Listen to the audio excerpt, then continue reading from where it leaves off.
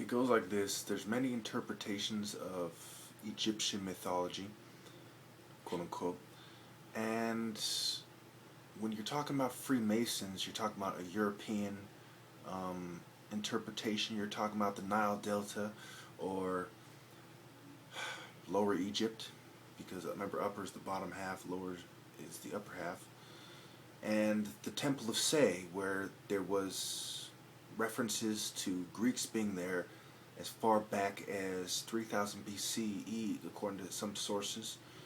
And anyway, make a long story short, Serapis is your image of Jesus, and Serapis is a syncretism of which is a blending of traditional thoughts and, in this case, mythologies or religions, and it's a blending of Osiris and Hades.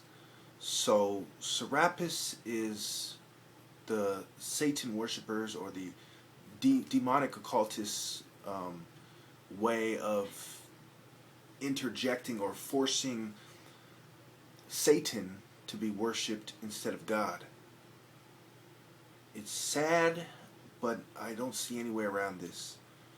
Okay, let's go back to the goat of Mendes and the Baphomet. Mendes was a place in Egypt called Jet, Egypt, I believe it is, D-J-E-D-E-T. And basically, you had,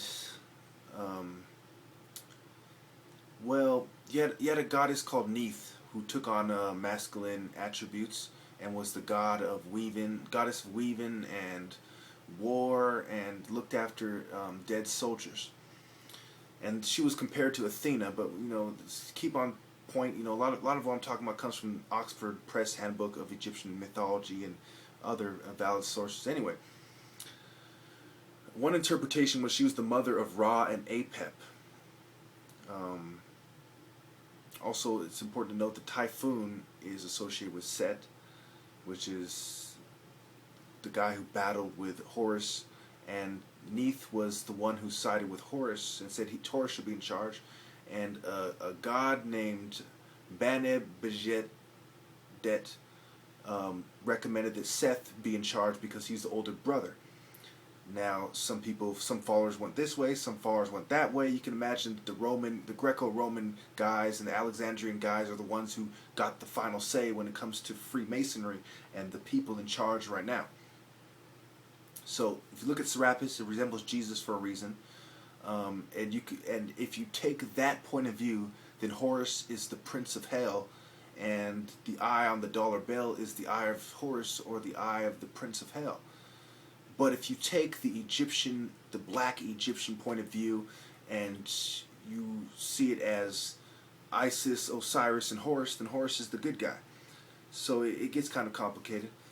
And also Hathor is another person who is recognized as a possible mother of Horus. And if you look at